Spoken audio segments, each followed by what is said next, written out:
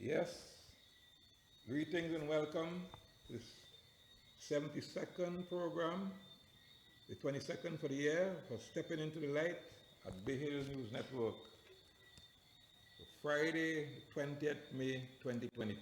So, Mahat Hotep to all listening and following worldwide. Special greetings to Ayman Garifuna family and the Garifuna Nation, to Ayman Rastafari family universally.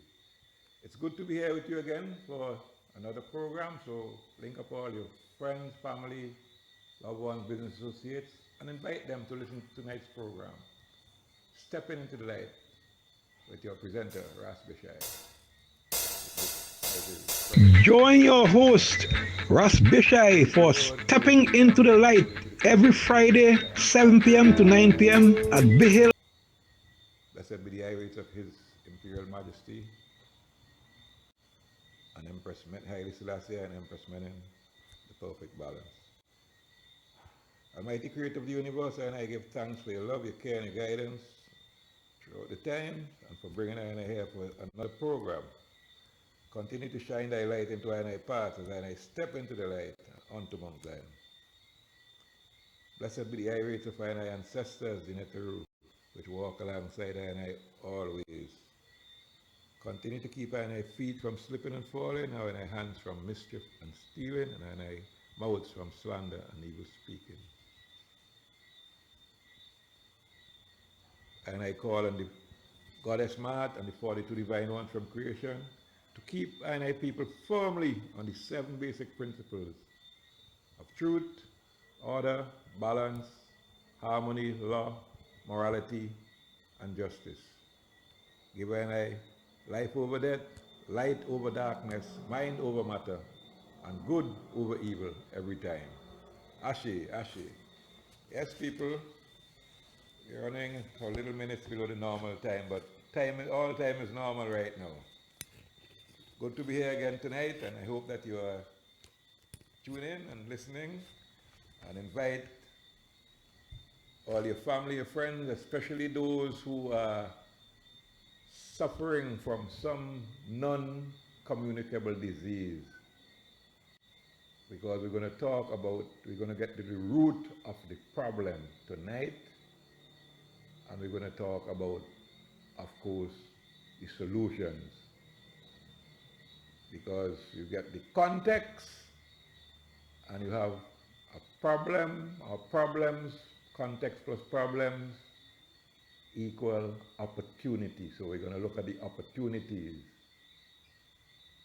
and hope that you take the opportunity and do the right thing. Okay? Many are called, sometimes few are chosen, but we want many who are called tonight, heed the word, because we have to save the next generation of our people from the onslaught that is on it. Okay? So invite your friends to listen, tune in tonight. Yeah, we have to acknowledge the owners and operators of Bay Hill News Network, and of course Kankadi Radio, and the sponsors who sponsor this program, as well as you, the listeners, who wait so patiently and listen to us so attentively and express your satisfaction and love for the programs thus far. So here we are again tonight. Okay? And never mind what they say, we there all the time, and who don't want to drink of the new wine, it means that the vessel can't take it. So let them stay there until they reach to that level. So we're going tonight. Sending condolences to the bereaved who have lost family, friends, loved ones during the past week. May they rise in power. And a lot of people have lost loved ones unintentionally, if I could use that word, unpreparedly, right here in this land this week. We'll get into some of that a little later. Sending out strong greetings to all those whose birthday was sometime during the past week, and hope that you full joy your day. And in this one, I'm also sending celebrations, anniversary celebrations to Kish, my son Kish Bibeshai, and his wife Eva, my goddaughter,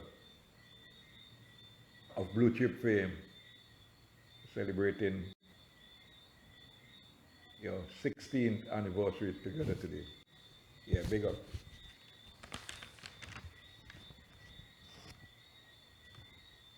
Yes, my stepdaughter Eva, yes. Welcome to all the newborns who entered the earth during the past week. I'm asking you to, in this time, particularly choose good over evil.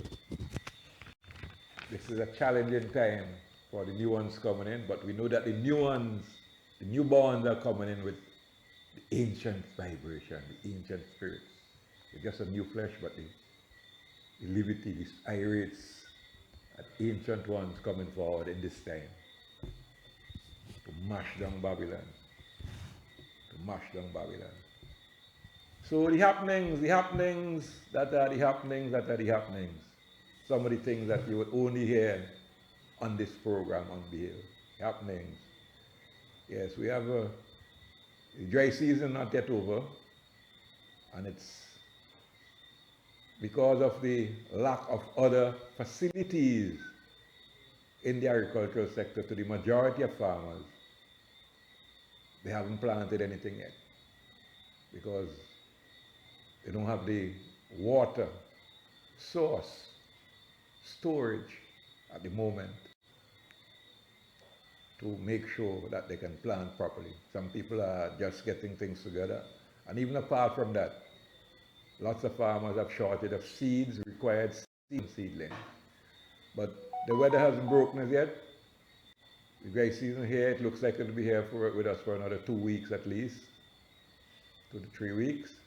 But the farmers are ready, getting ready at the same time. Not ready, but getting ready and willing. The spirit is there to get into the action fully. And this is the time they're not idle, they're using the time planning, and lots of them are working together and putting programs in place. That is good. Independent of the system, of course, because the system is not of that. Never mind what clatter and matter and batter you're there. System is not about supporting the development of small, ordinary people at all. 95% of what you see is just fake, false, illusion. Yes. Yeah, we have seen again for the year, for the month, this month is dripping red. Dripping red. Pun intended. But the blessing is coming now, you know. We getting the blessings. Yeah, man. Anytime this program on, you have to get the blessing. So that some farmers could start to get things, you know, organized, especially in the high areas. But this month has seen the senseless slaughter and killing of our people in large proportions. And it's just what? 20 days old? You know? Yeah. Dripping red. Pun intended. Dripping.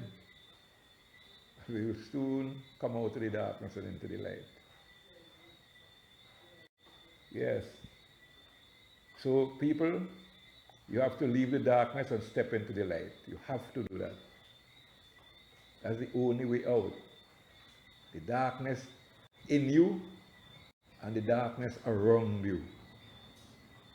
You have to move away from it. And you can't move away from the darkness around you until you move away from a lot of the darkness in you. And then you will realize that, wait, I'm light, but what is darkness doing here? And then you step out. Light up yourself, people. Light. Light up yourself from inside. Get the right areas. Yeah, the walk of nature eye continues. A new era. Yeah, new time. And a new Iowa. And we're going to talk about food and production implications for public health in SBG. And you will see that in that explanation, the 6 and the 9 in this matrix are one and the same. It doesn't matter what point of the matrix you stand on, they're the same. They might look to they give you the illusion, if you're in Baga, you might say it look like a 6 in illusion. By the time you reach in, come out like you reach in Buckerman, it's looking like a 9. So you're not certain, but it's the same figure in this matrix. So we have to build a matrix where the 9 takes its power. Because 9 is supposed to be the most powerful number and shows its real power. But we're in this matrix. That's why we can't build anything on this matrix. This matrix has to go. In this matrix, the 6 and the 9 is the same. Illusion, illusion, confusion, confusion. That's it. Suppression, suppression. That's what you get in the 6 and the 9. It would also show that our present health challenges and problems are rooted in our large-scale consumption of imported foods, many of which are processed and over-processed. You're going to get the information soon. You're going to get the data. It also shows that our poverty is directly linked to our health status and the underlying reasons for that low health status and the heavy importation of food. And it also shows that only we, the people, collectively, in a conscious state, can solve the problem by finding the right solution or the right solutions to this and implementing them. Finding the right solutions and implementing them. Because I said, and I'm saying again, context plus problems equal opportunity. So what is the context so far in this present week? The context here is that blessed rain, blessed showers, even in town, where you don't plant too much food, and it's part of the town, you get needed showers. People could at least keep the flowers wet. Yeah, the context right now in St. Vincent right now is an extra slow snail moving. If you could stretch the meaning of it, economy for the ordinary people. Ends of people of all kind are, in terms of, not that they are poor within themselves, but in terms of being able to access necessities. They are below that level. So they are what they call like below the poverty line. Not enough people. Right? There's low production of food right now because of the shortage of investment in the agricultural sector. This is the scenario right now. There's a high level of pre-deal larceny for the little bit of food that is here. And that is also keeping down the farmers from growing into certain things, because before you plant it, it's gone. It's not yours. Before you rear it, it's gone. It's not yours. So these are some of the realities. The monies that used to be circulating on the streets among the normal people in that market context, that economy of the working class people, 20 years, 15 years, even 15 years ago, 20 years, 25 years, 30 years, 40 years ago, that money is gone. What is circulating now is what comes in from the diaspora, basically, mainly. And with the way that the cost, in this system, that is why you have to leave it. In this system, the cost of darkness, the cost of living in this darkness system is going up for no real reason but the continued legalese and stealing of the people's money. Is your money. So that's why you have to get out of the darkness, mental darkness, the darkness of not knowing and just believing, and into the light of seeing and knowing and working together and expressing who you are and coming out of it. Right? Yeah. That is what is taking place. So if you look at those are some of the problems. Many others, there are many others. A lot of the problems lie with the mentality of the people, but the mentality of the people is a system, is a symptom rather, of the underlying problem. And that's what we're going to deal with. The underlying problem. What is causing the people not to think? What is causing the people to be so mindless? What is causing the people to be so unhealthy? What is causing the people to be piling poverty and poverty? To be so non-caring, non-parenting? The whole society is like that. And then at the end of the day, like in the case right now with the 7-year-old, I won't say that she's a saint or she's a perfect example of thing, but if the root of the problem was dealt with early, that youth would have been alive. And the root of the problem doesn't really start with her.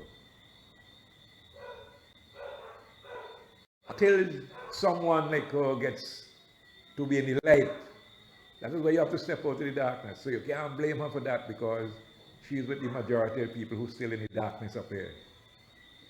And the darkness makes you weak and you don't get your justice because it makes you love the darkness. You become narcissistic. And these are some of the things that happen, unfortunately. Who knows if a youth like that could have been our first digital, real digital scientist. I mean, to do things that, we should be doing and we should be doing 20, 30, 40 years from now. Who know that this generation, but you see, it's trapped in the whole matrix. The system is designed to make this generation of youth suffer. And it's only you looking into yourself first. You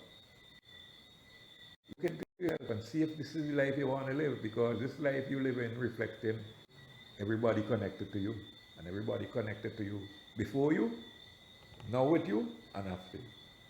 So if that is the mess you want to leave, you create now, and leave those who come before, that's your choice. But I know you don't want to make that choice. So here we go. We're stepping out of the darkness. We're stepping into the light. Okay? Right? So here we go. Because we're going straight into it tonight. As fortune would have it, I have in my hand a copy. I have in my hand a copy of a document which is very important, a very recent document, regionally important and nationally important for here, for everybody. But these things would come to the government, any one of them in the system, come to the system, and they would remain on a shelf and nobody would know. It would not even reach to the level of parliament for discussion because the other side would not know of it either. And because the other side, not just this present one, but the other side, whichever side, does not have the real drive in certain types of research, they wouldn't find out. So here I have a document, Food Imports and Production, Implications for Public Health in SVG. And this is the part of the document which I printed for myself in color. Printed for myself in color. So it's not, I ain't come here no fake, nothing. You over? Okay. Right. Yeah, it costs over $4 a page to print it, but when you can't check that cost with the value of it and what it's supposed to do, because I know it's going to bring a lot of people out of the darkness into the light. So if you have, that is why I say if you have a friend who is overweight and don't know what to do, let them tune in tonight. Right? Don't care what age. 9, 10, 11, 15, 16, 20, 30, 35, 40, 45, because this is the age they're attacking. Let them tune in tonight and get some new wine in the bottle. Okay. So, it's produced by Professor Fitzroy Henry, a top scientist in the area, Warwick University, the Caribbean. He works at the University of Technology in Jamaica, right? College of Health Sciences, University of Technology, College of Health Sciences University. And part of this study was done here over the last 3 years to show you how important it is to the people in St. Vincent. It started some years ago and it just concluded several weeks ago. And this is a summary of what these organizations found as statistically analyzed and put by Professor Fitzroy Henry. And thank you, brother, thank you, and your team for this excellent work. The University of the West Indies, the Caribbean Institute for Health Research, the Caribbean Institute for Health Research, the University of Technology Jamaica, and Food for Change Caribbean. These are the 4 organizations responsible for this document, headed by Professor Fitzroy Henry. So what is the document about? It starts with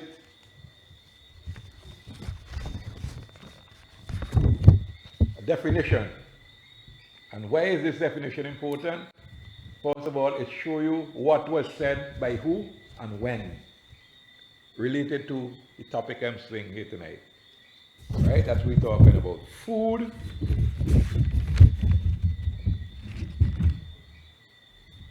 right?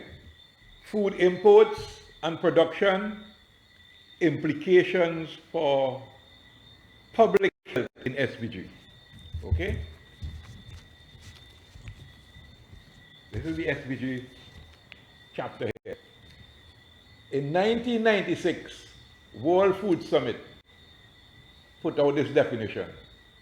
Food security exists when all people at all times have physical and economic access to sufficient safe and nutritious food that meets their dietary needs and food preferences for an active and healthy life.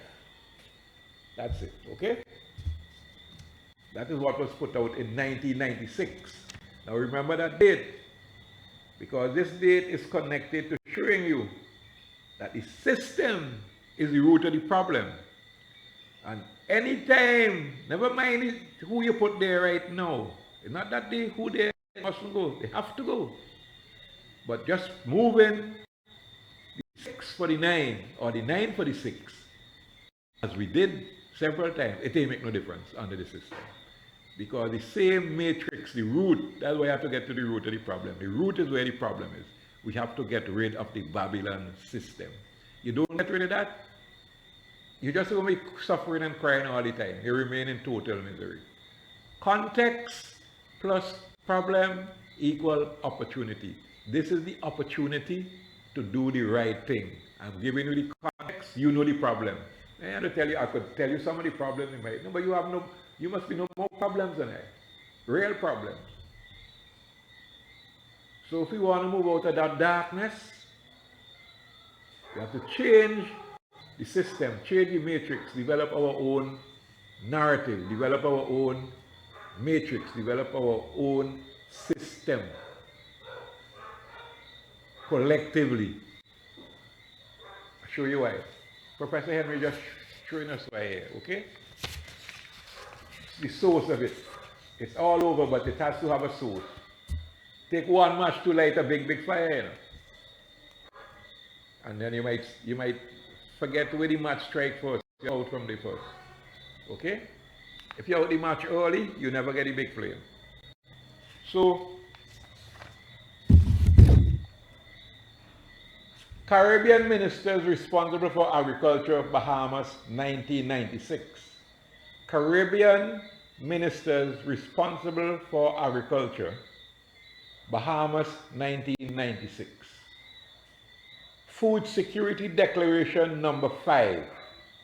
This was made and signed by our minister at the time responsible for agriculture. So it was binding on us, okay? We're coming on. Food security in the Caribbean is also related to obesity, stroke, and heart attacks.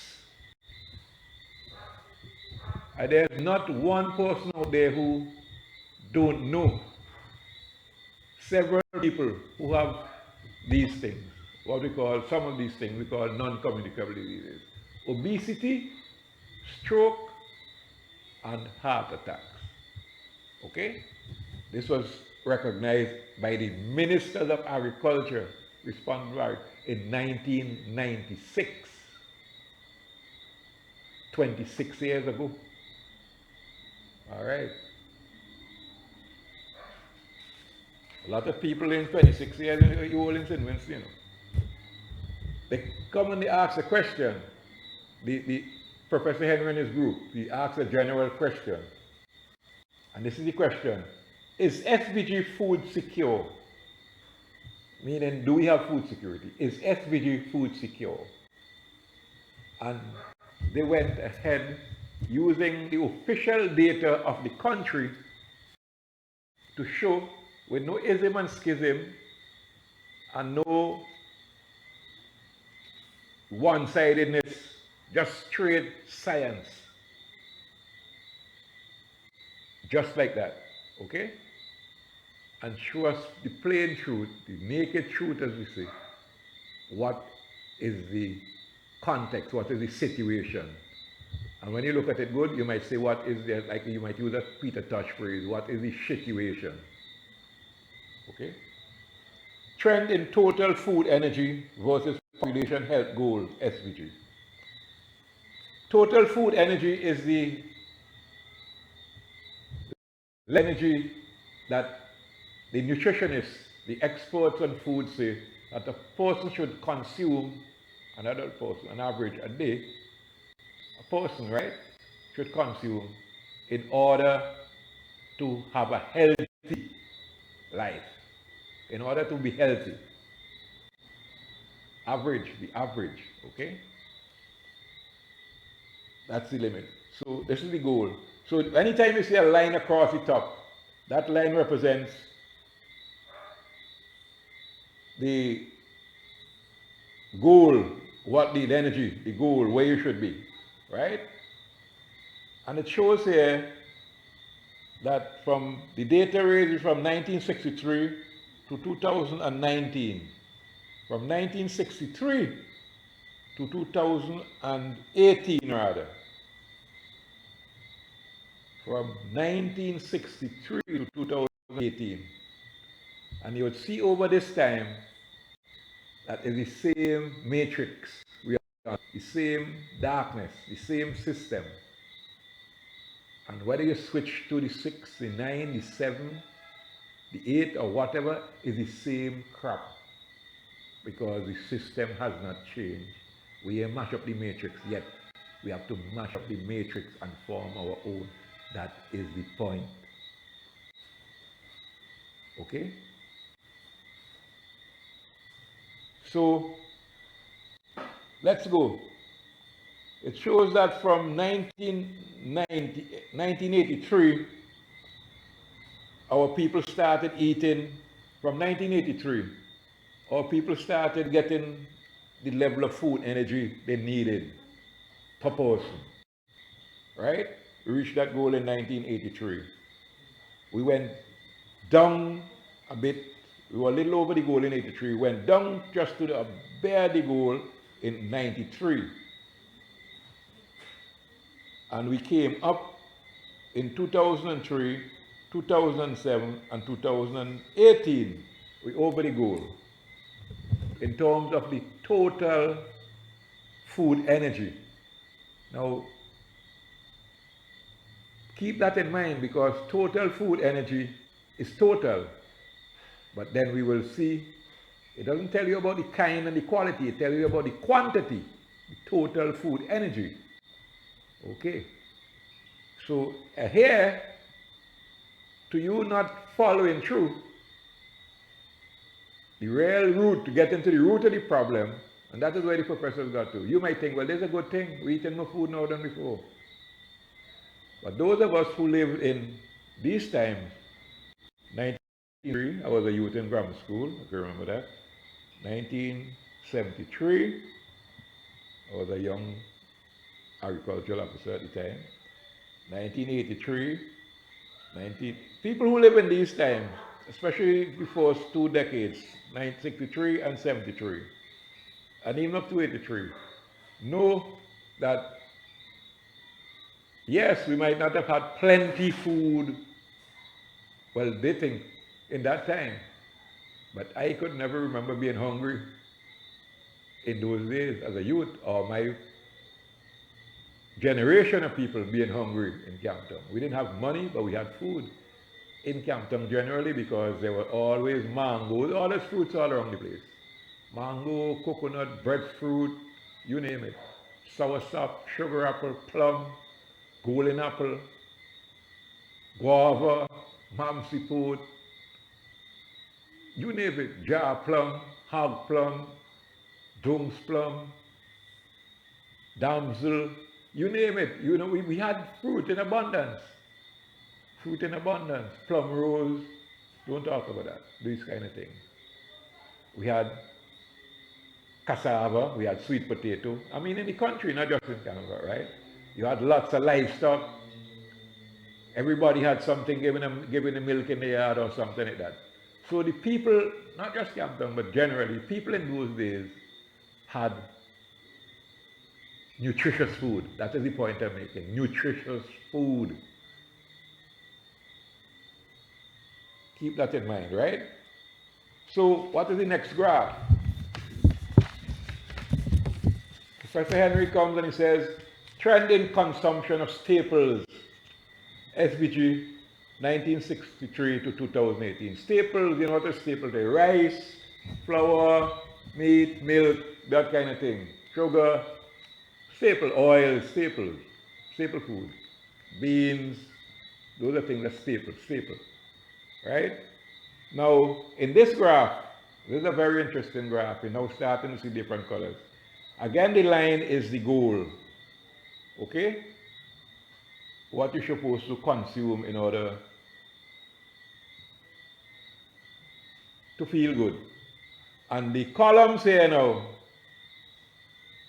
the grayish color, purple gray color at the bottom of the column here, purplish color, is the local production. And this color at the top up here, this mauvish color, this color here, is the importation, the quantity imported. Okay? Staples. So look where we are. 1963, we still produce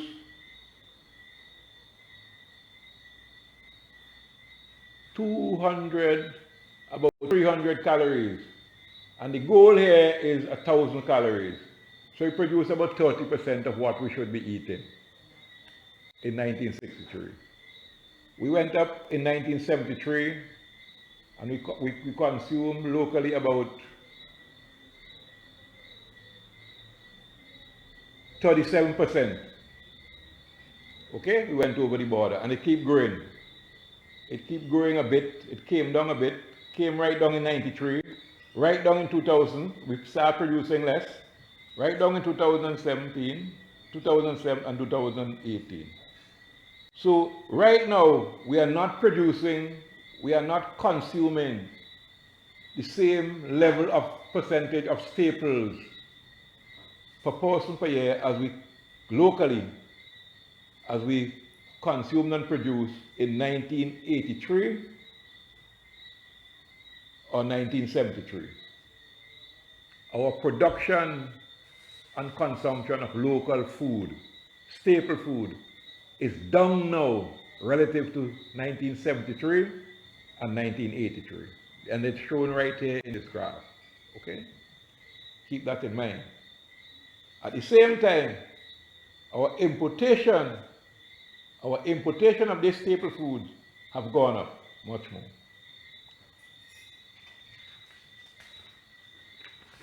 Now, trend in legume consumption. I remember when we were small, in every village you go, any leeward side. Not just the leeward side, many villages. All of because I used to go all out Dixon, all them places, Georgetown and stuff. Several times a year, everybody eating pigeon peas, whether fresh or dry. You know, pigeon pea soup or pigeon peas and rice or whatever was a kind of staple in those days. That's a legume, pigeon pea, right?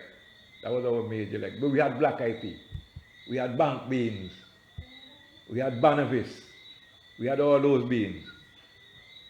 And legume are basically protein food.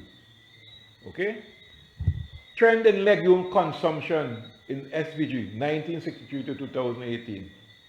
This is where we should be. In terms, this is the scale here. This is where we should be. Right? Calories per head per person per day. This is where we should be. We have never ever reached to that level. Whether we produce or we import. What this graph is showing you here in that gap is a lack of nutritious consumption and also a market opportunity for some people to produce the quantities so that the quantities could be consumed and reach to this level. And our health. Here is, this gap here represents part of our big diseases. This gap, as you see it. This is how it's shown in a graph. That gap between here and this, the top of that, is a lack of certain foods which give rise to certain illnesses, weaknesses, and expose us, break down our immune system and expose us to certain attacks of illnesses. So this problem plus context, this is the context, equal opportunity. And the opportunity here is for a lot of farmers, collectively, individually, to get into the production of more legumes. And also an opportunity for the young people and the overweight people in particular, and all people, to get into the consumption of more legumes, because the consumption of more legumes, as this graph shows, will build up your immune system, not just to biological diseases and chemical diseases and diseases from the environmental diseases and poisons and so on, toxic food and so, but also from the propaganda, the verbal diseases, the indoctrination. Because even reaching certain levels with the food, energy, those things can penetrate your areas. You don't understand where it's calling from, ask someone who understands the Rasta language. Those things cannot get into your irates, your vibes, your spirit, the life force, the ka, it can't get in there at all. Food is the most essential thing. That's the point I'm making all the time. And anytime you have to depend on someone else's food, produced food, to buy that to eat, you're in the same street that the bat was in the other day. Remember the bat in Parliament? In Shit Street. That's where the bat was. So, thank you again, Professor Henry, as we go roll along. We're moving from trending legume consumption now. We get into the serious business. Trending the consumption of fruits, SPG 1963 to 2018. And all of us, everybody here who is over 40 years old, everybody in St. Vincent, 40, 35, 40, could talk about their youth days in eating fruits. You eat all kind of fruit. Sometimes you eat damsel till your teeth edge. You eat tamarind, you eat soursop, you eat guava, till your belly almost cork, you have to go and drink something to flush it out and that kind of thing. You eat mamsi food, but you can't eat that too late, because you know what happened to you. You eat all like now, so, in the night, best time to eat certain kind of mango. You know? Palawi. And in the morning early, cat seed and water stabby. You know? Yeah. You eating mango, well, don't talk about when the wind blowing the day and horses start to drop. So we eating all kind of mango, we know mango. This is one thing Vinci knows mango. Whether you come from Stubbs or you come from Leo or you come from Campton or you come from Long Line, it's mango. Mango like bead. You know? Right. So we used to have a lot of fruits. We even used to suck gru. So the consumption of fruits basically supply locally, because the local columns are much longer here than they were in the 60s, the 70s, the 80s, the 90s, okay? And they are much longer than the imported ones. So that's a good thing. We don't have to import too many fruits. And as a matter of fact, we don't really have to import fruits, but some people have a taste for certain things that are temporary. Because apples is not something that we could grow here in any large scale. Apples need a different kind of climate. But we could grow a lot of the other things. We could grow grapes and different things like that, okay? Strawberries for sure, certain type of berries, blackberries even. But our consumption of fruit is now up to where we should be. But what we have to do now here, and you will see the context later, is that we have the appetite and desire to consume. This is what this graph is showing. We have to make sure that the fruit that is produced, because it's local, right, is produced clean organically. We cannot eat eating so much fruit which has all kind of sides in it, pesticides and maticides and herbicides and no. That is why we have to mash up that matrix. Our farmers have to adopt a different style of planting. And the only how they will do that is when they clear the darkness out ahead. Because enough man still running down the chemicals and the herbicides, the Gamaxone and the this and the touchdown and the that and the urea and all these kind of things. Why? Because they don't get the light, they get the darkness. But the people outside who get the light, done in the light already. And they don't mind if you stay in the darkness because it's profiting them. But I am on a mission, I and other people, to make sure that the next generation, this generation of youth, those 5 and on, don't fall into that same trap. And there are surprisingly a lot of people, elderly people, who are moving away from that system now because they see the downsides of that system. Too many people are falling out. And some falling out fast, some falling out slowly, suffering for years because of diseases and illnesses caused by exposure to these things. So never mind you see the large quantity of fruit we eat in here. Lovely watermelons when I see them, but right now, personally, if I know you're using urea, I am buying 1 pound of watermelon because I am not a vehicle. I ain't putting anything that comes from the petroleum industry in my engine, not I. I out of that matrix long time. So if you listen to the darkness and them tell you they're bringing in urea and they want to give you 3 and 4, that's like your thing. You and Mother Earth will talk, because I know that is not doing any good. No good to the soil. to the life of the soil. And I dealing with life over death and good over evil every time. So I ain't eating that. Same way to you, Mr. Man, and you, Mr. Woman, who want to put the same urea and grow your herb with it.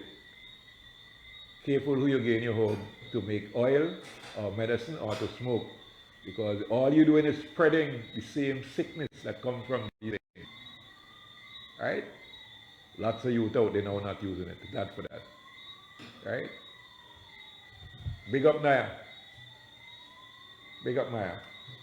Yes. So while we are here with the desire and the market readiness to consume fruits, we have to make sure that when we give our children fruits, and when we give our young mothers the fruits, and when we give everybody the fruit, that the fruit has no toxin and the right nutrients in it. And that is how we're going to take ourselves out of that darkness with the diseases. And from the time we come out of the disease and we start to see light, all the rest of darkness will just drift away. You watch and see. You don't want to take care, can't say you haven't been warned. We're getting into the matter of the matter. Right. Trending the consumption of vegetables. I hear some people say they eat enough greens. How much is enough? That is another thing we have to do. We have to learn to give precise or almost precise measurement. Just this evening I met a brethren. I went to buy some coconut water and he was saying that the man who's selling coconut water should have transported him in town with some pumpkins where he left them home.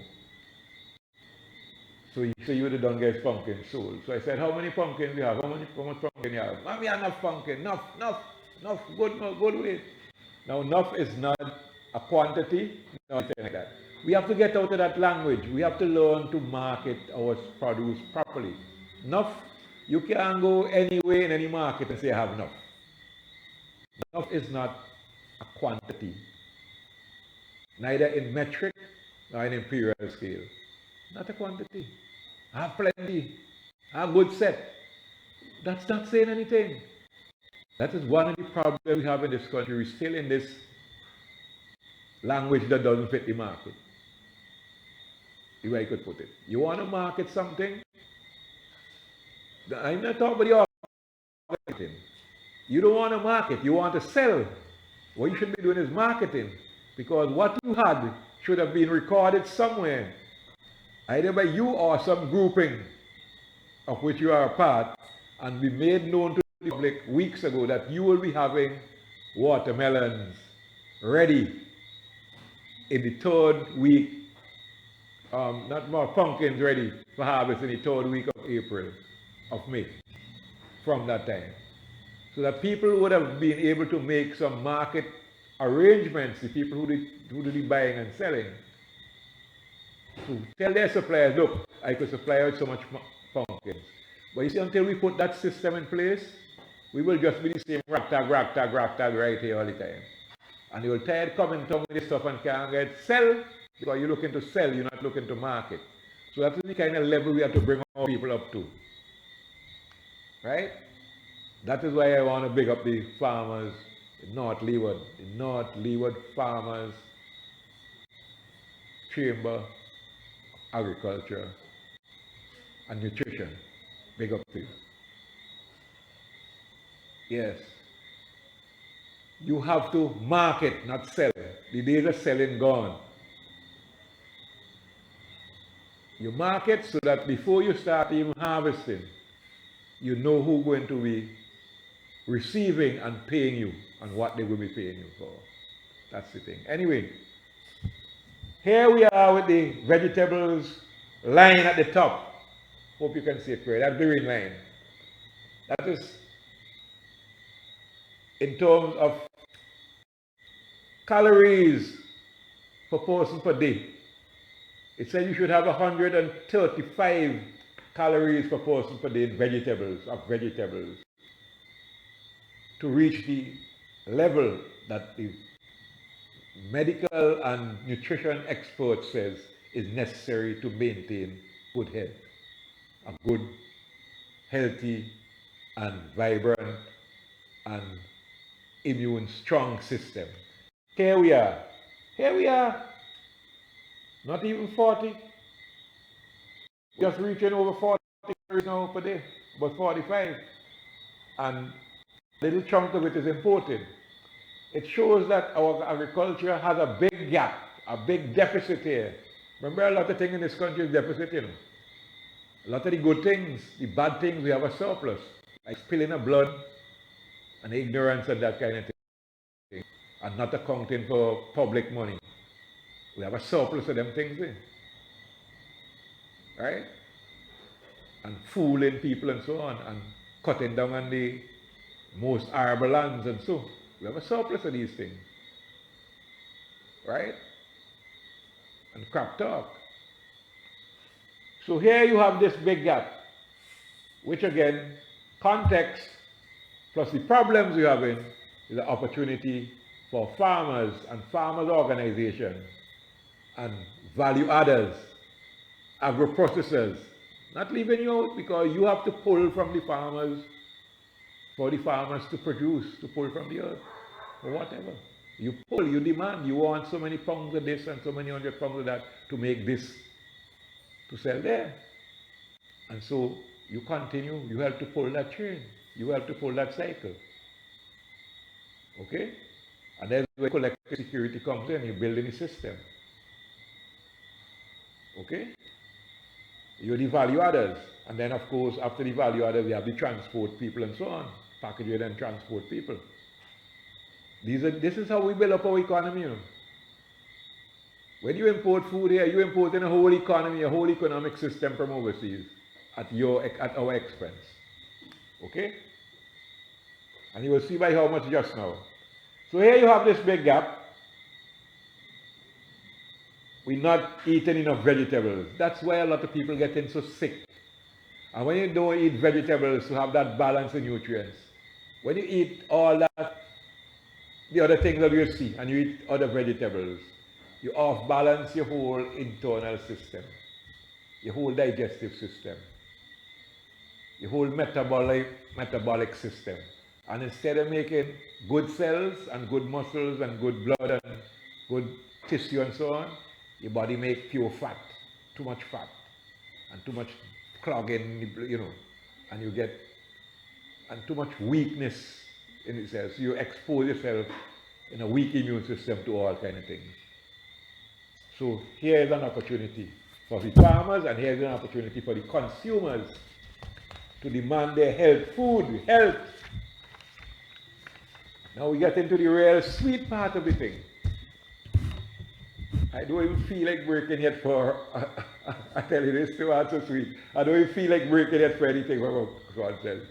Trend in the consumption of fats and oils, SPG, 1963 to 2018.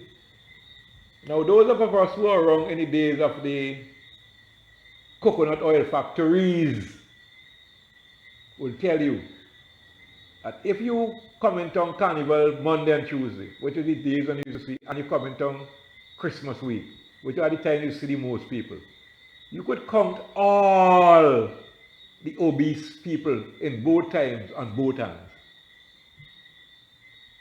Now, if you come in one of the days, you have to use a computer. You have to use computerized checking. Yep, that is where we reach. And in those days, the main oils were our own vegetable oils. Cottonseed oil, lard oil, or coconut oil. Okay, and we had factories making them. But we had small people also making them in certain areas.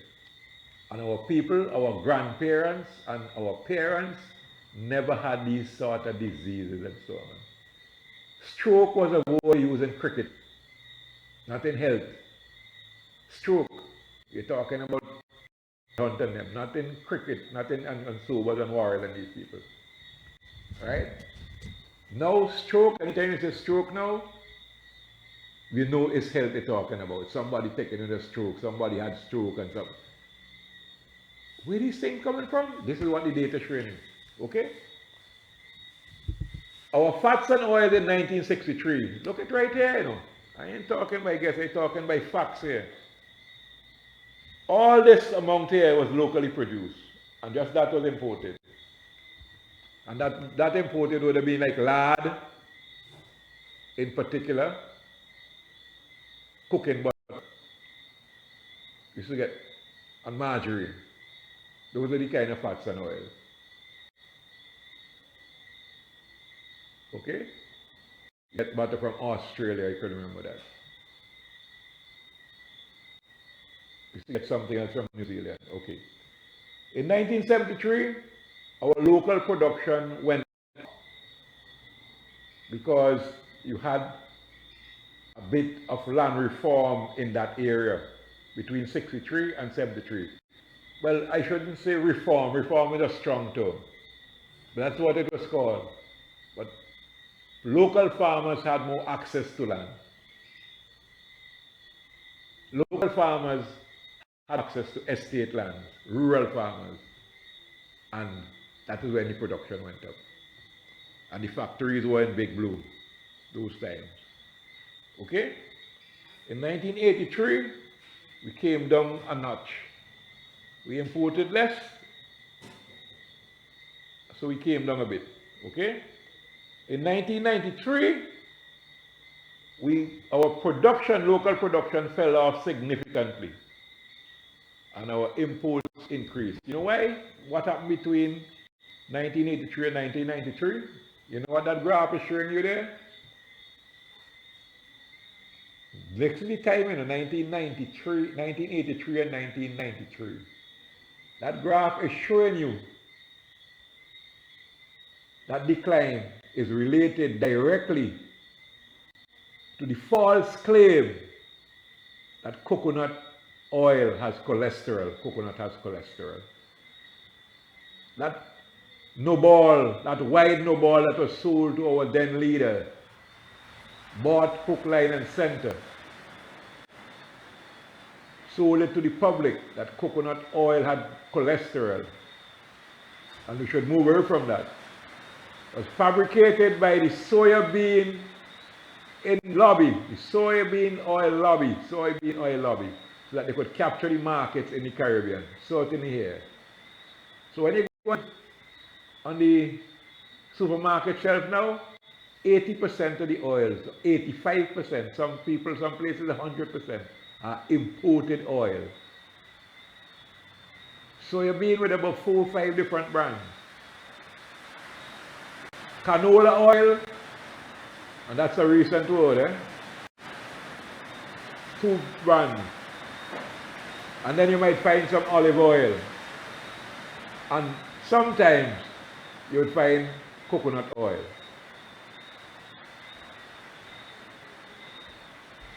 But there was a time when you could hardly find any coconut oil. It's coming up now. Now, this 1993 would mark a crucial year. You wondering why the column and them looking so red, Because we're still in the red. In other ways. Nope, we are funded. This column here was the last large column for local production of oil. Okay? By the year 2003, we had no production of local oil and fats significantly that was consumed. Trend in consumption of fats and oils. This is what it says here, trend in consumption. So the quantity was not significant enough. It was not statistically significant. It was not significant to make this chart. So there was no noted local production in 2003. Okay? Until about 2007, somewhere between there, when people started making these cold pressed oils locally. But by that time, we hardly had the supply of coconuts that we needed to up the quantity, because we did not have any replant. The intention was not to replant. So we had no replanting program. Even up to today, we have no coconut replanting program from the public side, the government side. You want to do it, you do it on your own as a farmer, or collective, farmers collective. That's the point. 2007, we had a little, and then 2013, it went bleak again. 2018, well, right now, you have some people selling coconut oil in St. Vincent, and they just recently restarted. Recently. You could ask them to. And I want to big them up. I support them every time because that's the oil I use. You know, whether I buy it on the street or I buy it in a supermarket, I make sure I buy local. Let the money circulate local. So you keep it up, and as we continue, as we proceed to make the coconuts totally organic, I know it will be organic SVG coconut oil in the near future. That's why you have to keep away from these things like urea. I don't want to urea in the coconut oil. I'm not a V8, a V6, or a V4 engine. I don't have a muffler, and I run off of vibration blood, not gasoline. So I don't want any petroleum products in my land. I want my biolife in my soil to live, my earthworms and my microbes and so on. So when the microbial set get into the food, they get into your stomach, and they do the work in your stomach microbes have the same vibration as the earth microbes. That's where the life cycle is. You don't put death in yourself to live, you put life in yourself to live. Okay? Trend in the consumption of food from animals. Now, he is not saying, or they are not saying that food from animals are not good, you know. Don't get that wrong. What he is saying is to show you the trend in the consumption of food from animals, okay? And then you will see the source just now. This is the green line here, where we should be. And at the moment, we are there in terms of consumption. And again, you might say, that's a good thing. People eating plenty of food now, so they go so all right. It's a good thing only if they're eating plenty of the right kind of food. The meat without the toxins, the meat without the hormones that don't break down in humans, the animal hormones, the meat that does not have any genetically engineered, genetically modified organisms in it. The meat that is not grown from food, genetically grown food like soy, and genetical animals like the genetic pigs they have here now, where you can't feed the kind of pigs you have here, the food you used to feed them in the 60s and 70s. You can't feed these pigs now breadfruit and coconut and green banana. They will scour to death. You have to feed them. They are engineered to feed on what you have to buy to feed them. And what you have to buy to feed them is also engineered to grow. Full of pesticides and full of genetically modified organisms. So when you consume that food, you are eating part of the pesticide and part of the genetic modification to change you from your natural genetic state into like a zombie, a vegetable. So you don't have any positive vibrations to think. You don't have the thought energy. You just believe and you do what you're told. Just come on, slave. Wage slave. You don't borrow with them. We don't feed them the toxin already, so the mind poison. Get that darkness out of your mind. Get that darkness out of your mind. So here we are. This big red column. Here, 2018. This big red column shows a lot of things. It shows one, the good thing that the people are ready to consume that quantity of meat per person. Okay? Right. So consumption is a market. Any big consumption, there's a big market. However, so it presents an opportunity for farmers and whoever to get into the production, marketing, adding on of meat. But there are obstacles along the way there, as you know, problems. Problems in that area are problems of predial larceny. You and I know that. Regardless of what part of St. Vincent you're from, predial larceny is rampant. And school children say that pre-deal larceny is highest in this country in the areas represented by the Minister of Agriculture and the Minister of National Security. You see, at them place the people are thieving. Well, if school children say so, school children hardly be wrong. Okay? So, that's problems. So these are the problems, and the context is that these foods, this is money going outside. This is money going outside that could well be stopped right here. Right here. Right here in St. Vincent. And also the context of consumption, as I said here, is directly related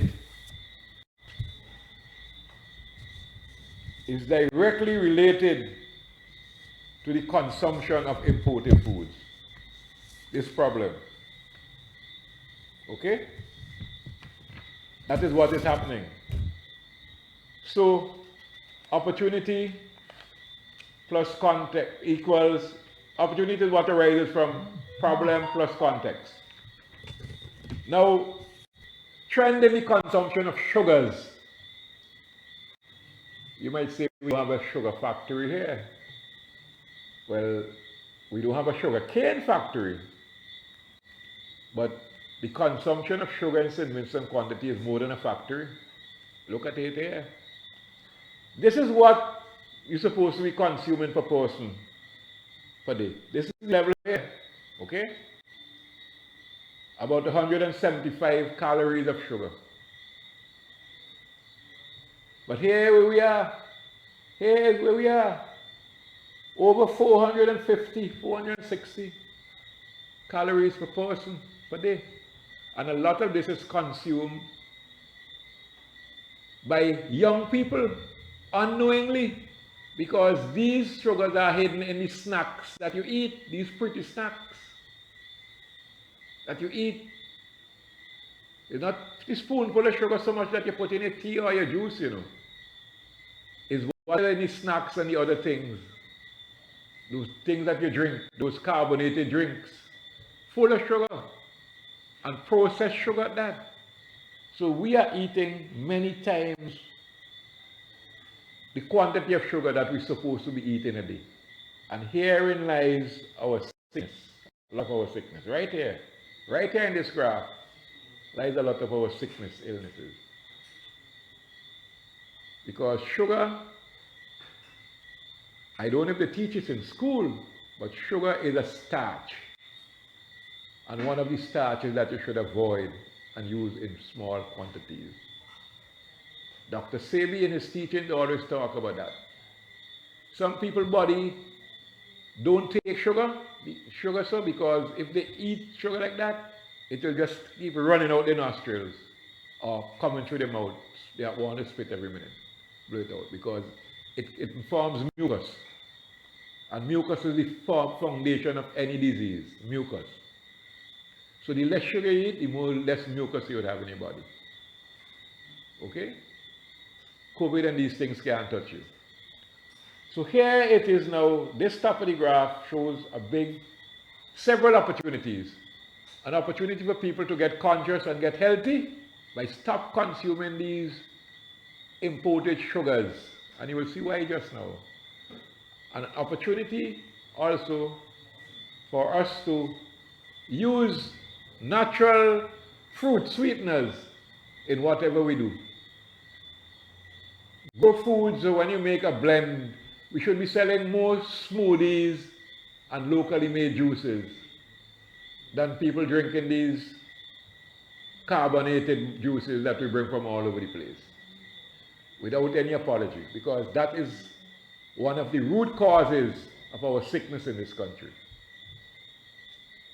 Except you want to live fast and die young. That's your choice. Now we're getting into some real important statistics here.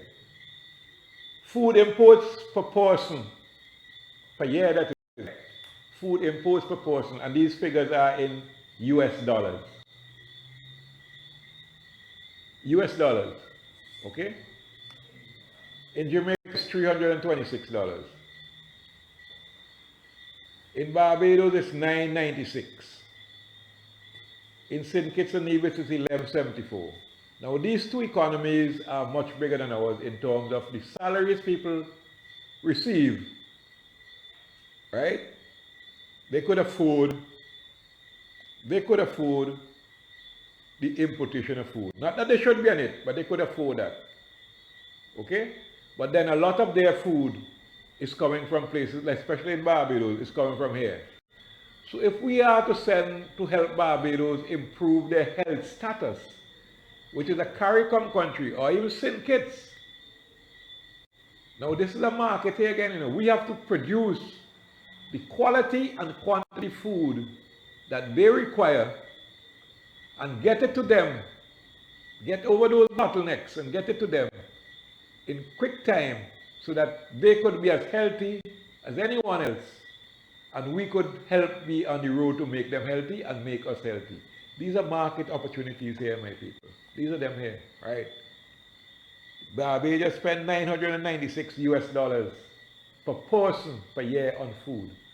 Barbados population, you know what it is?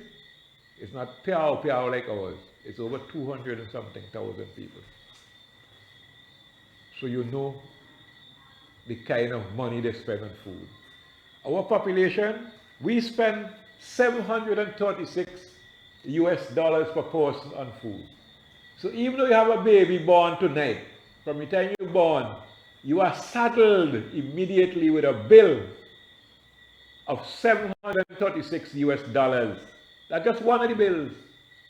Right there, just for the importation of food, which should not be on you at all if the system was right. You see what the poverty is? You're born in poverty right there. You're born with a bill on your head that you're not supposed to. You didn't give any, I know Vaughan would say that you didn't give consent for that bill, which is true.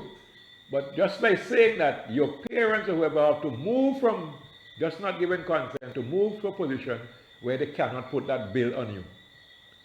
We have no reason to import food, what we could produce here. That's the point. So we cannot trivialize the situation. We have to face the reality that it is right now a bill on the head of every youth in SPG who is breathing at this moment. Whether you're born tonight, you're born this morning, you're born yesterday, you're born last year, 2 years ago, 5 years ago, 10 years ago, 20 years ago, 40, 60, 90, 100. This bill is on you right now. Senior citizens or not, invalid people or not, this bill is on you per head. $736. That's nearly $2,000 a year. You have this system is importing food at that value. Okay? Now, it shows you the local market for food. You multiply 736 by 110,000 and you get the how much US dollars it is. So they can't fool you again and tell you, oh, food import bill is that. Because it's here coming from the highest level in the region, the universities of the region, the organizations of the region are showing you that. Okay? Simple mathematics. Food imports in Vincent and the Grenadines. Look at what we import. Look at it. The first block is cornflakes, flour, rice, biscuits. Just those 4 items. We consume 35 833 kilograms, 1,000 kilograms. Or put it differently, 35,833 metric tons. Metric tons of cornflakes, flour, rice, and biscuits a year.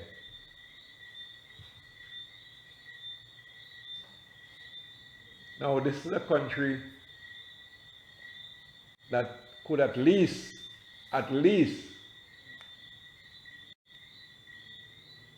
well, everything here we produce. Because we had rice tried here in 1981 and 82 and 83 by the Taiwanese when they were at Cane Grove. And I am the only person on record who complained officially to the then government. The then government, it wasn't 84 yet, it was 83. That is why I'm showing you the 6 and the 9 is the same, whether they Cane Grove, or they Meriki, or they down in Walvaroo, or they Camptown, and you watch it. But they can't fool we. And what of that? They can't fool we. You know, the 6 and the 9 is the same on this matrix. Yeah. When Taiwanese, the Taiwanese did their trials in upland, hillland, hillside rice, it was successful. But they never left the technology here, the data. Most of the important things that these people tested here, we did not benefit from them. We have not benefited from them. How many local people in St. Vincent are producing commercial shrimps? That's one of the technology tested here. People don't know that. That's people who were born later. They tested it here at our expense, took the technology back to Southeast Asia and other places for people to make hundreds of thousands and millions of dollars a year from that technology. They brought hillland rice here. We never picked it up. We never even planted an acre. What they leave us with? Wax apple and pigs and a few little things. Yeah. Good night, good night. Good night. Hello? Yeah, I'm hearing Yeah? you. Yeah, I'm hearing you. Yeah, hello? Can you hear me? I'm hearing you. Yeah. Yeah, it's Vaughn. I wanted to get on the call. You're on, you're on. Oh, okay. You are on the call. Okay, greetings. Greetings, Yes. I just was listening to you talking about the bills. Okay? Yeah. What I want to add about the bills is the research was done for all these islands because it's a form of creating acceptance for commercial banking and credit. It's really to create an instrument. So when you mention those numbers per person, multiply that by 10 because that's the form of trade acceptance when they go to the treasury window to use our credit as the real living people, but we don't get any of that. We don't get any of that. Uh-huh. So I want people to really put their minds now of what was really going on over these years of all these different so-called governments that come in and say they're going to do this and do that. And I don't know if they're aware of the commercial trade, bank and trade acceptances when these instruments are created from doing all these so-called imports. And because they're like this is what I'm studying right now is the underlying ways that we're being used for others to do banking, yet we're not getting what we're supposed to do, and they're using our information. They're using our information. Every bank. That's why the fraud is coming down because every bank that you may have with may have multiple accounts behind there that they're using your credit for others from all over the world who have no idea. You have no idea that your information is being traded to be used for banking. So as I was listening to you, I'm connecting all the dots with what I've been reading and what I've been learning. So now it's connecting to me and understanding more why all these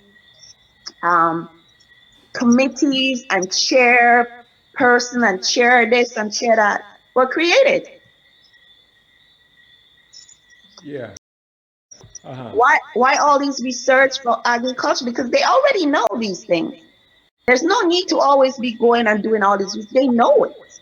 But it's a way to create trade instruments to access funding.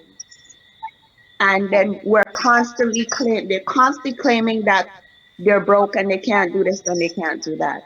Well, that is true. But you see, in this case where our people have the darkness of not, darkness meaning they don't have the knowledge of what you're saying or the knowledge of what is on this, the specific knowledge of, because the people in Vincent are not informed as to what they consume and where it's coming from. Okay? So while what you're saying is correct, the opportunity I see here now, and some people see it, is they have a matrix to do exactly what you are saying. They want to create an economy for themselves out of these numbers. We also have the opportunity to create an economy for ourselves out of these numbers. So that is why we have to see them on a different perspective, a different level from what they are seeing for. And you have pointed out exactly what they are using them for. So that is part of the context. So now we have to, it gives us the opportunity now to flip the switch on them, because they are expecting us not to know where they are coming from. Right? Because we could also show, as you were saying, how we need to produce XYZ and create our own billing system and send it off for them to then forward the payments exactly to whoever we're exactly. So instead of to the them getting the seeds money, to get the seeds, etc. right? Exactly. That's it. Yeah, So instead of they get any money, exactly. we allow them to, because they have created a situation, right? To analyze the situation for us, because they have the means to do it right now. But we would recognize that what they have analyzed is the truth, because the truth manifests on the reality on the ground. And we take that now and we write our programs for us to correct it. So instead of the money going to them, the money coming to us, because we are sending the programs out there to be funded. And I am glad that a lot of farmers are seeing it that way now and moving in that direction. Not depending on any government or rulership, because they will do just exactly what you say. Create a lot of straw people again with these data and raise credit for themselves to do polytricking with. But the time is up. The same. Really. Hey, not hearing it there. I'm not hearing it. Did you hear me? Yeah, no. Repeat what you said. What I was saying is that now that we're learning all of this, really the same bill, that's a bill basically what you're talking about there, the whole thing. So we can create our own bills, as I said, and then now we are the ones who are going to be in control to send it off to be accepted as payment. Yes, because we are the ones who are allowed to trade, because it's our goods, our resources. It says so in the United Nations Declaration on Indigenous Rights. Exactly. It says that the land is clearly and the resources is clearly ours, and that's how we get our currency, from the resources. Everything they use, the fuel, everything comes from the land. So it says that we have a right to our resources. Right. And the resources is creating the bills for everything that you just mentioned. Right. So in case of this one now, the first one I just pointed out, the group in cornflakes, flour, rice, biscuits, right? We have to, this is where our creativity will come in. The value of that input per year to the people who can't see and are listening is $13.5 million a year. We presently in St. Vincent, up to 2018, was consuming $13.5 million worth of cornflakes, flour, rice, and biscuits per year. Okay? So the way I see it, and the way you're seeing it too, is that we have a market potential at the moment of $13.5 million. So we could... But listen, to the fact now of this. You said 13.5 million US dollars just for cornflakes? No, for conflicts for rice biscuits. Oh, okay. So multiply that by 10, because whoever got those funds, okay, for the trade, really, or whatever they traded and got the Federal Reserve notes for, we for I'm the not hearing you value. clear. I'm getting some static there. Oh, okay. Yeah. So, you know what? Basically, I've said what I need to say. I know they do that whenever I'm touching on certain things that Okay, are well, what you sensitive, do, but you come this in. is the time when things come Yeah, out. yeah, definitely. Okay, thanks Yeah. very much. Right. So Okay. what I'm saying is that I multiply all of that by 10 because that's how much exactly that they claimed. Okay. So I just want people to know the truth with the so-called economic, because it's not financial, because really they're not using finance, they're using economic strategies, which creating these instruments and claiming that the people need this and need that, but we're being poisoned, and then we don't get the fall off from the exchanges. We're not getting the right to trade what we need to trade, etc. So that's what I wanted to add. So, I mean, it sounds great. I love the information. It's showing a lot. It's very eye-opening. So I'll listen to the rest of it, because yeah, the connection is going and coming. So I don't want to take too much time. But yeah, Okay. peace. All right, peace. Yes, people. We get to the second item on the list here. Food imports for SPG. Chicken wings and offals. We're not talking about back and neck, you know. We're just talking about wings and offals. We're not talking about breast and leg quarters. 8.8 million US dollars per year. 8.8 million US dollars. That's about $22 million in our money a year. That is what we're bringing in here for chicken wings. Okay? So next time you fly into one of them fast food outlets, remember, is that kind of supporting down the road. Okay? 8.8 million US dollars we consuming in imported chicken wings. Not from the region, not from our regional partners, you know, from outside. Okay? Other food preparations, $6 million US. Cheese, milk, and cream. Cheese, milk, and cream. I remember a time when you only had like one or two brands of evaporated milk you come here. Libby's and something else. And one type of condensed milk used to come here. Because a lot of people had fresh milk or had access to some kind of powder milk, even the powder milk came. But now we're eating 5.1 million US dollars per year in milk, cheese, and cream. Sugary beverages and other juices. Sugary beverages and other juices. 3.7 million US dollars per year. Sugary beverages and other juices. Now suppose some of the people here who like a little sweet taste, and nothing really wrong, too wrong with like a little sweet taste. Once you do it on a balance, nothing wrong with it. Too much, right? Nothing much. Because you could control the amount of sugar. You're supposed to control the amount of sugar in the system. You don't go over it. And then the amount of sugar should not be over processed sugar either.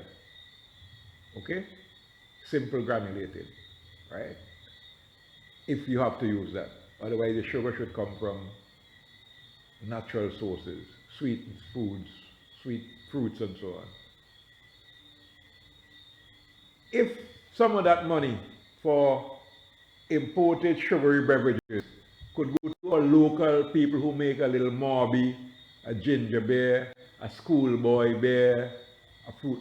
Why we don't spend our money on our local fruit juices?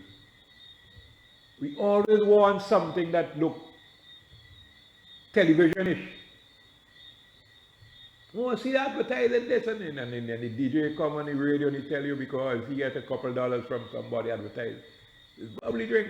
And all you're doing is putting carbon dioxide into your system when your system is designed to put carbon dioxide out of your system. And you expect to be healthy? You're putting carbon dioxide into your system much more when your system is designed to put carbon dioxide out of your system.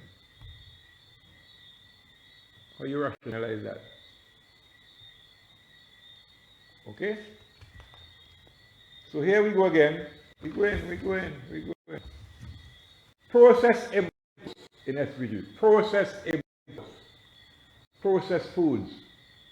Level of processing in one column, the weight in one column, the percent in one column, and the value in the other column. Unprocessed and minimally processed. This is food that you could tolerate in some quantities, especially you could tolerate. Don't say you have to import it, because if we could produce it here, we do it here, right? But tolerate, especially if they are clean foods. They have no toxic residues in them and no GMO products.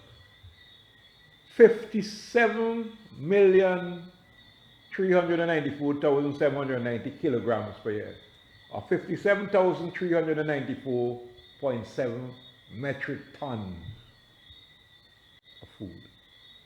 Okay? Okay? Right? Value, that is a percentage, that is 71% of what we import. 71% of what we import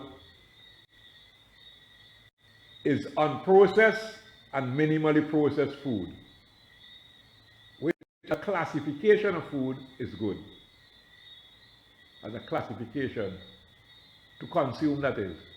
Not good to import, good to consume. Minimally processed and unprocessed. And we bring in 43,226,328 US dollars. We pay for that a year. $43 million a year in imported, unprocessed and minimally processed food. US dollars. Okay? Divide that by 2.7 and you get how much EC dollars. Okay? Right. You go down now to the next line. Basic to moderately processed. Basic to moderately processed. We bring in 18,317 metric tons. 23% of it, of the food we import, is that. And we spend 23,374,000, round it up like that, US dollars per year importing that kind of food again. Okay?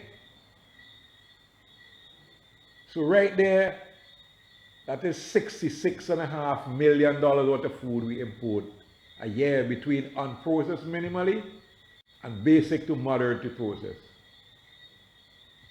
Then you get down to this column here now, which is in red again, pun intended, ultra processed food, 5,082 metric tons, or 5,082,000 kilograms per year. Valued, which grows, it comes to 6% and it's valued at 13.7 million US dollars. This is food. Why we have it in that color is that this is food that we don't have any right. We have to bring this in. This is where the majority of the non-communicable disease, this is a disease right here, let me put it like that. This is sickness you're bringing in. Anytime you consume over-processed, ultra-processed food, is sickness you're putting in your mouth, straight and plain. And consume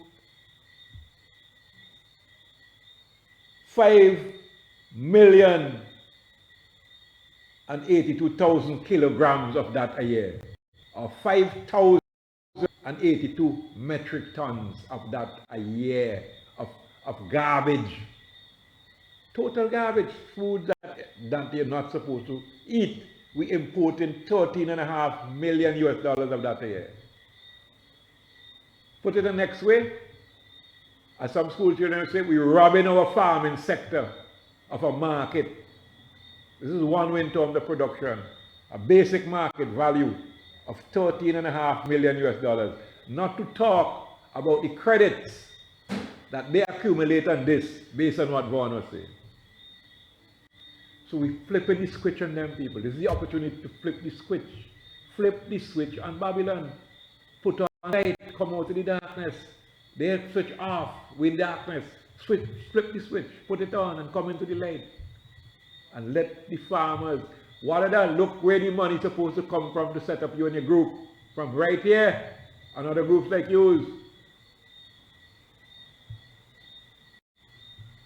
Yes, Strength Ideas, where it's coming from.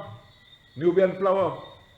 Using our own strength to generate funds outside by all these big import markets.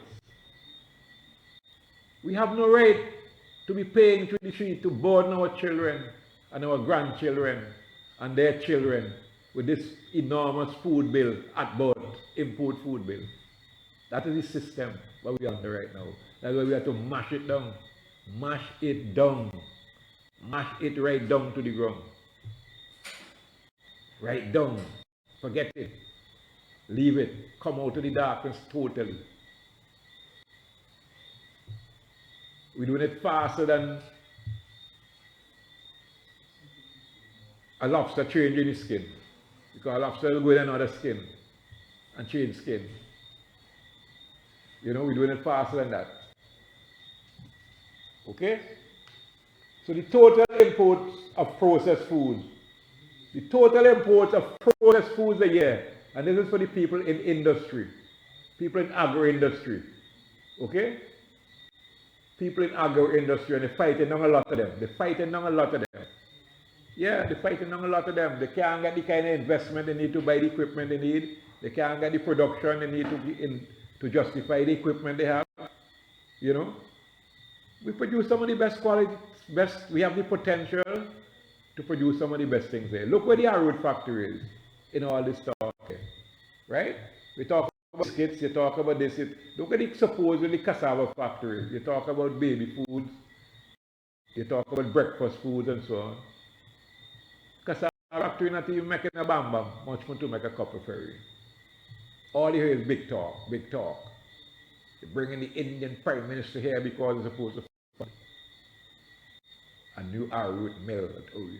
And then after he gone, you see the new grass growing.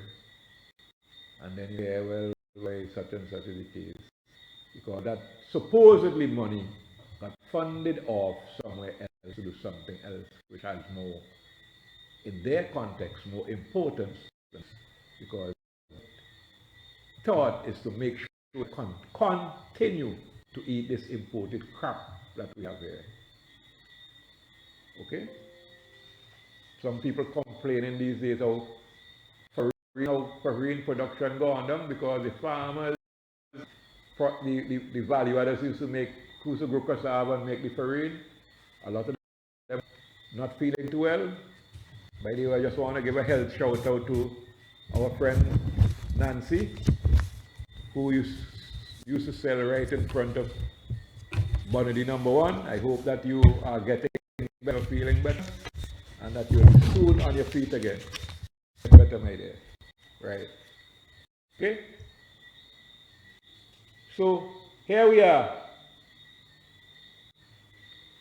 Here we are. Main ultra processed food imports from St. Vincent. Main ultra processed imports. This is what we import in. Carbonated beverages. $3.729 million a year. You think now we're trying to make passion fruit juice here in large scale and sorrel? Since in the days of Hayam. Since even before that, we're trying to make some juices. Since in the days of the AgroLab.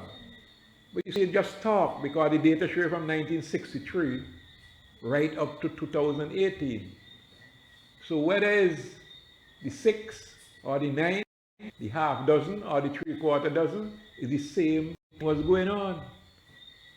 Same khaki pants.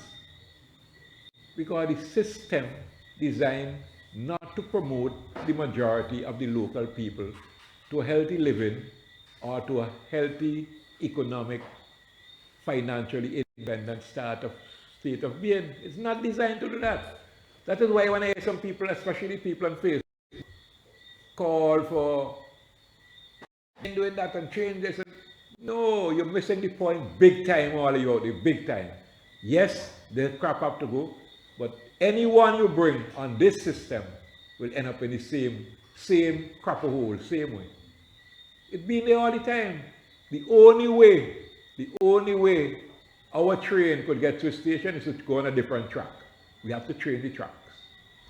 Track is the system. You really have to train the system. You can't put a new train on the same track. It will reach the same place. Now in crap. Sweet biscuits, $1.655 million a year. Now these are not things hard to make, you know.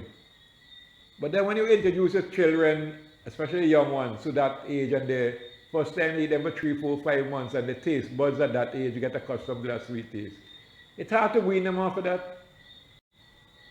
It's not like the days when you were up in the village when you could eat a little banana, potato pudding, or dokuna, or a tulum, or fudge, or a tart, or coconut, you know, whatever it is. No. These are the days when that kind of thing going right down the road. These days you could hardly get groundnuts, more to get groundnuts through a cake. Because they make the system like that. So we have to depend on importation. They make the system like that, people. And when they make the system like that, you're in trouble. Groundnuts is a thing you used to sell a lot, especially when they used to have cinema in the night. You know, everybody going in the house or pit a pack out to groundnuts to them. And we used to send groundnuts out to Guyana. We send groundnuts to Trinidad. We send groundnuts to all over the place. We sell groundnuts. But it's not regarded as a crop. No. It's not the backbone and much more to be on the front bone. Not on the stove. Bread, pastry, cakes, bakes, etc. $1.243 million a year. Well, fat man boy, wherever you do, you laughing now. Bread, pastry, cakes, and bake, etc. Bread, we importing all these things. Imports, you know. Imports. So if people tell you that they don't import bread, tell them, look the data right here. Look the data right here. Margarine, $1,215,651 US. Sugar confectionery, ice cream, see Miley? Ice cream, US $1,144,623. Ice cream, we imported $1.144 million a year in ice cream. Swell cereals, better known in brackets cornflakes, $876,000 a year. Swell cereals. And sausages and sausages, etc. $841,322. You remember you heard not too long ago the good butcher at Grand Gate complaining that he could not get the right animals to make his beef patties and sausage and so on. He could get into those things, but he don't have the animals. You see why? Because somebody making importation space for somebody. So we're bringing in 841, 322 US dollars a year of these things.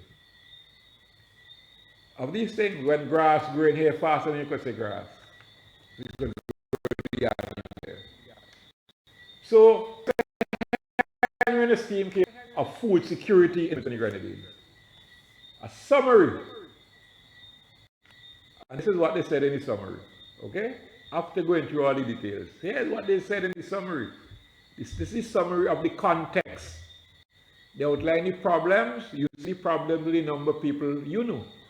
You know more than Professor Henry how many people here are obese. You see them every day? How many people have heart attacks? You hear about them every day. People have stroke. You see them every day. Okay?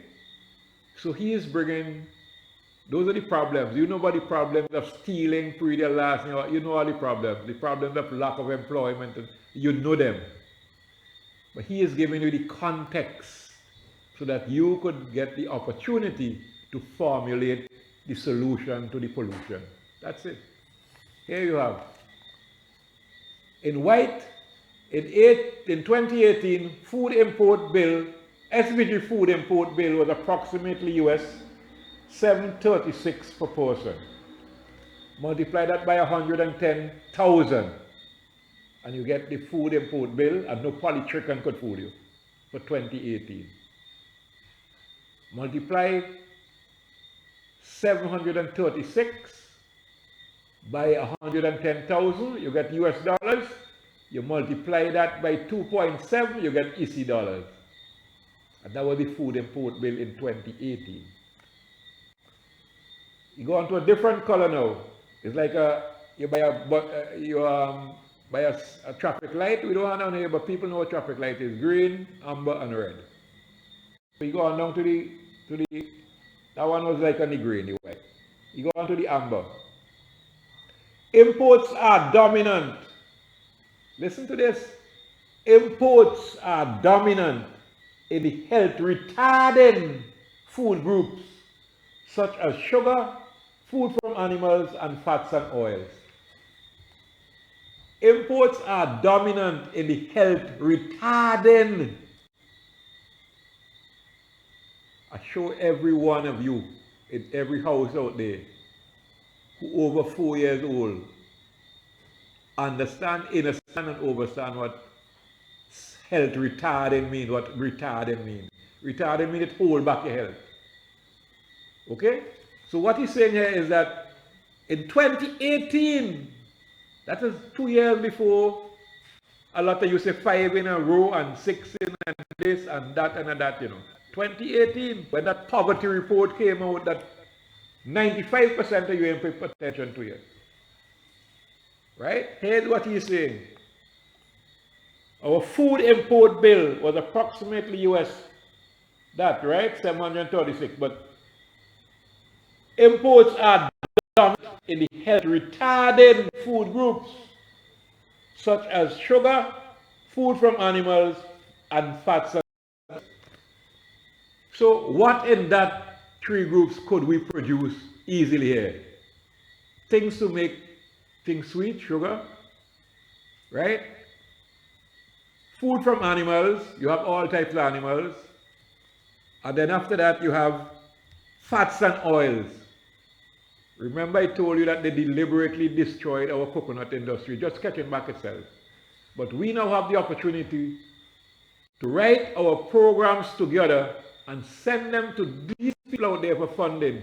Don't be afraid. We have money out there to get. They have to pay for that because we have already gone through the trauma and the suffering of not being able to consume our own oil for a long time. That is why we're going to identify ourselves as sovereign indigenous people and claim our rights. Claim our rights. Claim what is ours. Take ourselves from debtors to creditors. That is what we are. And lick up that straw man. Okay? Okay? So island and people like you, get your needs up for making your chocolate properly and whatever you want to make. We getting them together. We sending them out there. We ain't asking them. This is not the time to ask them for money. We demanding what is ours. That is what we're doing. Okay? Who all want to make fats and oils? Or coconut oils, whatever oils? Let us get the thing together properly. Pravi, you making a lot of different teas. You making flowers. You're the prototype of the breadfruit flower and all these things. Let us, in the next 10 years, have enough breadfruit so we could have breadfruit and other flowers to replace a lot of these flowers that we're bringing in here to make all different kind of things with. And ECGC, you have to join with the people too. You have this equipment, you have all kind of thing there. You have to start using more local produce in your mills to make these things. And don't tell us about quantity and quantity, because that is a progression of things. We could get there too. The thing is that when we do it, we eliminate a lot of the darkness. A lot of the diseases, it brings our healthcare bill right down to floor board. Right now, we can't carry the burden. We're like a boozy back with a heavy bag on the back in healthcare. Okay? You see, imports. Listen to this amber light again. Imports are not major contributors to the health promoting food groups such as vegetables, legumes and fruits. It means that we have to produce more to the health promoting food groups. Right? Vegetables, legumes and fruits. Vegetables, legumes and fruits, and I don't mean by cleaning the land with Gramoxone and these things. Do like what the people of North Lee what they're doing now. Find the source and get enough weed eaters to share out to the population so that one weed eater could clean for 4 or 5 farmers. And people will get work using it. And keep the organic matter in the soil to enrich the soil, replenish the soil. That is what we have to do. So we have nobody getting Alzheimer's or whatever sickness or some cancer from being constantly exposed to agricultural chemicals. We should close that chapter right away. Closing that chapter right away. We're not asking them if they close it. We're closing it. No more tricks and trying here. So she got back on the green light. He said the combined supply of fats and oils from imports and local sources was more than double the health goal. We eating too much sugars, fats and oils. That is what they're saying here. The combined supply of fats and oils from imports and local sources was more than double the health goal. So we don't have to import much. And if we're importing the health promoting ones. Like virgin olive oil, not extra virgin, virgin from the right source, because you can get it from the right source. And the difference in the olive oils, those that come from the right source have a different packaging. We have to know these things. They have a different labeling. Olive oil, avocado oil, yes. Right? Rapeseed, yes. But you see it like canola and soy, no. We produce our coconut oil and we produce it to the best of our abilities, and we have that diversity of good oils and we use that, and we do not use more than we need. Not even more coconut oil than we need. We just keep it to the level. And a lot of these oils that you consume in the fast foods, the fries and the barbecues and all this. That's where the oil is going. But you don't know, because these things capture your taste bud. And before you could say, I was going to say jack rabbit, but you don't eat rabbit. If you eat rabbit, you would have been healthy. You eat others, because rabbit is the most healthy meat of the small ruminant, of the animals around. Rabbit is a vegetarian, rabbit don't eat meat, flesh. So whatever rabbit eat, it make muscle off of that, and you eat the muscle off of that. So it's a cycle of that kind of meat, especially if you keep the grass clean. Okay? The sugar supply was 2.5 times in excess of the health goal. People cut down on sugars and cut down on sugars, especially to your young children. Not because you might go in a supermarket and you're passing by the confectionery section and your child eye get caught onto something, you see on TV or something. Mom, you want that? You have to be strict enough and sensible enough to say, no, we have an alternative for you. We're not giving you that stuff. We have an alternative that will get you out of sync.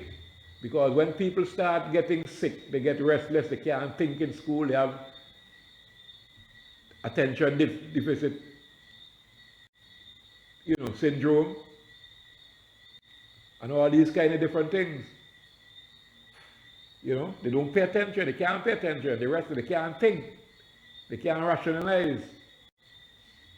So that is what happened. They probably end up like, unfortunately, and some people, because of that kind of stress and poverty and the bad food, they end up like the unfortunate 7-year-old. Yeah, we don't want our children going on that way. This is another line. There is a decline in local food production over several decades. Now, when Bishai said that, they say, oh, Bishai talking this, you only talking that. Some people even say, he have what? He have his own something or the other. One of them said. Some random foolish statement. But here it is that the professors are saying this. There is a decline in local food production over several decades. Decades, a decade is 10 years. Several. He didn't say 1 or 2. He said several decades. And there is a decline because they use the right figures. A decline in local food production. So anybody tell you any stupidness about agriculture doing well, tell them read this. Quote this. Right? They don't know what is well. Then he go on now into the red light come on now on the traffic side. The red light. Foods that are more than minimally processed account for 46% of the food imports. More importantly, listen to this. More importantly, the dangerous health retarding ultra-processed foods contributed 17% of the food import bill. Most importantly, according to Professor Henry, the dangerous health retarding ultra-processed foods contributed 17% of the food import bill. So the food import bill, which is $200-something million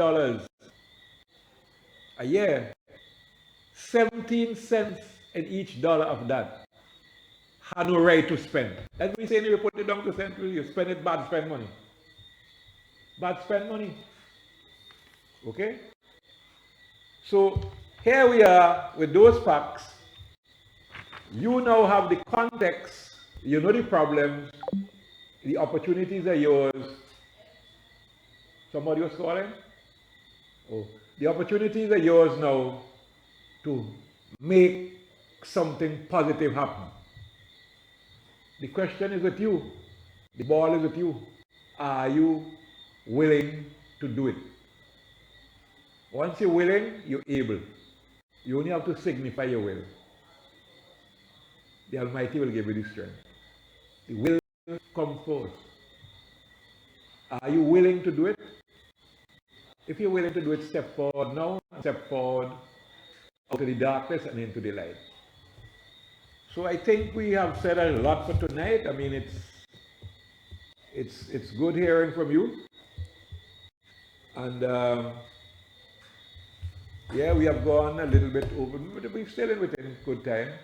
I know that the vans are still, some of the vans are still on the road, so we should have a van to take me to Campton. Otherwise, I'll have to do like what I used to do years ago. Nobody walk from Tom to home like Campton people. Nobody, not even when people used to walk barefoot. Because they used to only do it on Saturdays. We do it all the time.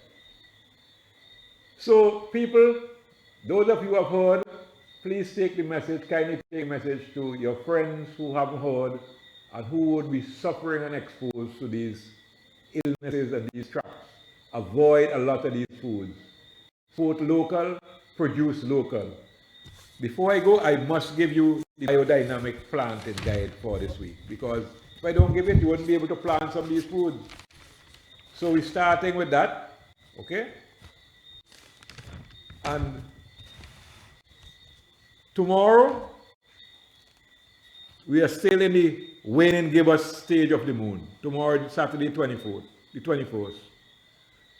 So you still continue to plant your below ground crops, your root crops, your trees, your shrubs, and your perennials.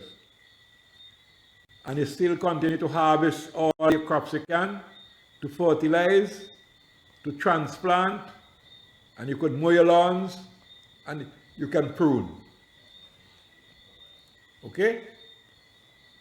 The sign for tomorrow is Capricorn, a root sign. So that's a very good one of the very good days also.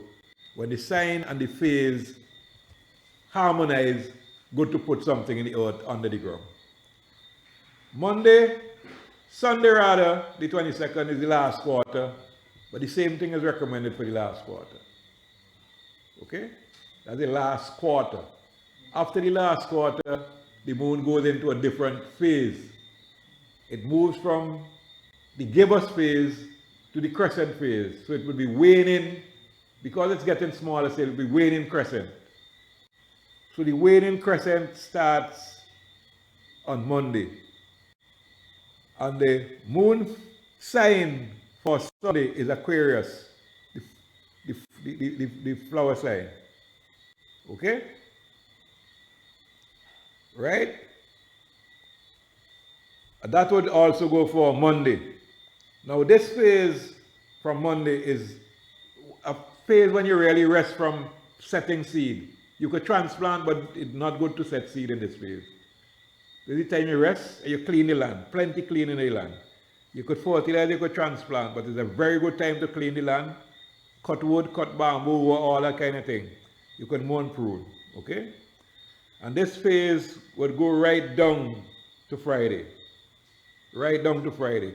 So you have the whole of the week from Monday to Friday, right down to Friday at least, until they come again on next Friday, to clean your land and get it ready for the new moon phase, the waxing crescent phase that takes place, when you could plant a lot of leafy plants, cucumbers, and these of things, okay? Now the moon going down is Aquarius for Monday, right? Right up to midday Tuesday, then is over for Tuesday and Wednesday and Thursday, and then sign of Aries. Remember, Pisces is a leaf sign. So use the week.